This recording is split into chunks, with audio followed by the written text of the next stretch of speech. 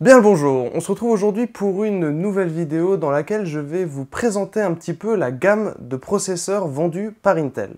On ne s'intéressera pas ici aux Celeron et aux Pentium qui sont plutôt destinés à la bureautique et au multimédia. L'idée c'est que à la fin de cette vidéo, vous sachiez quel processeur est fait pour vous.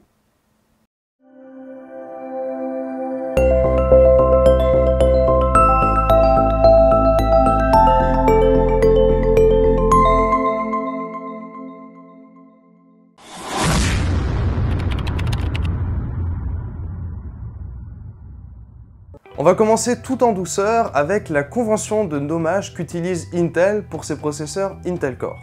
La première chose que l'on voit, c'est le dénominateur commun Intel Core, qui est en fait plus un nom commercial donné par Intel pour ses processeurs vendus actuellement. Vient ensuite, ce qui va vous intéresser par contre, le i3, i5 ou i7, qui indique la gamme dans laquelle se place le processeur. Viennent ensuite 4 chiffres. Le premier va vous indiquer la génération de processeurs. Alors actuellement on est sur des processeurs de 7e génération, les Kaby Lake. Les 3 chiffres suivants sont le positionnement du modèle que vous allez acheter dans la gamme. Donc par exemple, un 7700K va être un processeur qui va être assez haut placé dans les i7. Pour terminer, on a une petite lettre. Alors celle-ci va être pratique si vous cherchez un processeur overclockable, sans partie graphique ou consommant un petit peu moins. Pour les gamers, ce qui va surtout être intéressant, c'est d'acheter un processeur K, c'est-à-dire débloqué, qui va pouvoir être overclocké. On va commencer par s'attaquer aux i3, qui sont les processeurs d'entrée de gamme de chez Intel. Ils disposent de 2 cœurs physiques et d'une technologie qui s'appelle l'hyperthreading. Mais alors qu'est-ce que l'hyperthreading? En fait, c'est le nom commercial donné à Intel pour le SMT, Simultaneous Multithreading. Grâce à cette technologie, le processeur dispose bien toujours de ses 2 cœurs physiques pour les i3 par exemple, mais de 4 cœurs logiques, des unités de calcul. Ces 4 cœurs logiques vont donc gérer les instructions à traiter et seront visibles par le système d'exploitation.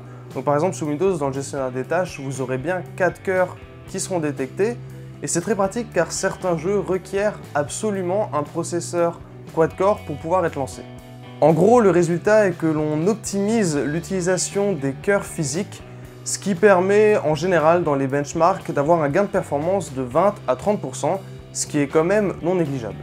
On a bien l'hyperthreading sur les i3, par contre il n'y a pas de Turbo Boost, qui est une autre technologie d'Intel qui permet d'augmenter automatiquement la fréquence d'un ou plusieurs cœurs, à condition évidemment que les températures restent raisonnables. On passe maintenant aux i5 qui sont le moyen de gamme de chez Intel.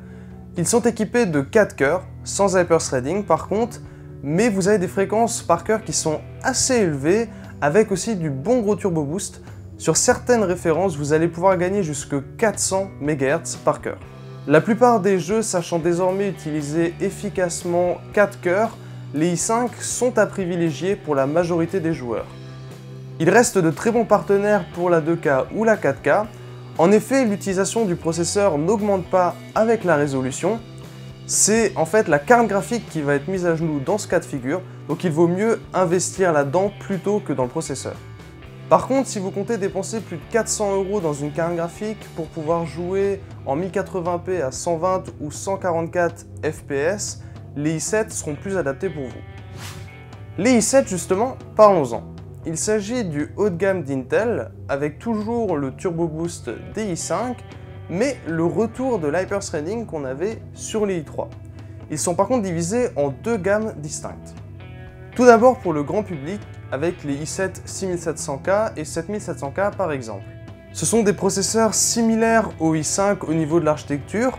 On a toujours du quad-core, avec cette fois-ci par contre de l'hyperthreading et des fréquences plus élevées, que ce soit les fréquences de base ou les fréquences en mode turbo boost. Ils sont recommandés si vous souhaitez jouer tout en étant à l'aise pour faire du montage vidéo, des rendus ou encore des simulations. En effet, dans ces cas de figure-là, l'hyperthreading permet d'avoir un bon gain de performance et est particulièrement efficace. Comme je vous le disais précédemment, les i7 vous permettent de grappiller quelques FPS si vous souhaitez jouer en 1080p à 120 ou 144 Hz. Viennent ensuite les i7 haut de gamme qui vont surloger sur une plateforme différente des processeurs grand public, actuellement le X99. Celle-ci permet d'accueillir des processeurs plus grands, avec le socket 2011 V3, qui consomment plus, a souvent une phase d'alimentation qui est renforcée et un connecteur 4 pins additionnel. Et ces processeurs supportent aussi plus de RAM, donc on a 8 slots de mémoire au lieu de 4 sur la plateforme grand public. Intel ne s'embête pas à avoir une plateforme supplémentaire pour rien. En effet, ces processeurs ont de 6 à 10 cœurs.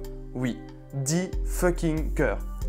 Donc imaginez-vous la puissance de calcul qui est à votre disposition sur cette plateforme n'a strictement rien à voir avec le grand public. On vise donc ici avec cette gamme vraiment les utilisateurs avancés qui vont avoir besoin d'une puissance de calcul importante pour faire à nouveau du montage vidéo, des rendus avec une multitude de cœurs. C'est très déconseillé de prendre des processeurs comme cela pour le gaming puisque la plupart des jeux n'arrivent pas bien à exploiter les 6, 8 ou 10 cœurs de cette plateforme.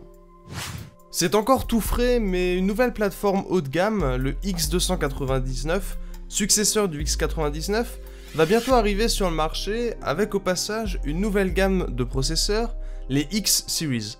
X pour extrême évidemment. On y trouvera, pour une raison encore mystérieuse, des i5 et i7X, mais surtout des nouveaux dans la famille, les i9 poussant encore plus loin la démesure. On aura donc des processeurs jusque 18 cœurs, un petit peu comme sur les Xeon à la base réservés plutôt aux serveurs.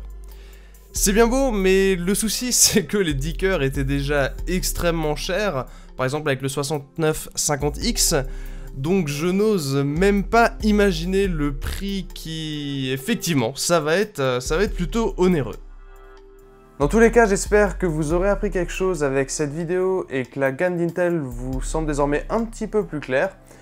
Je prépare aussi d'autres vidéos où je m'intéresserai à certaines références de processeurs en particulier. Donc si vous voulez être informé de ces futures vidéos, n'hésitez pas à vous abonner. Et si vous avez des questions, vous pouvez aussi me les poser dans les commentaires.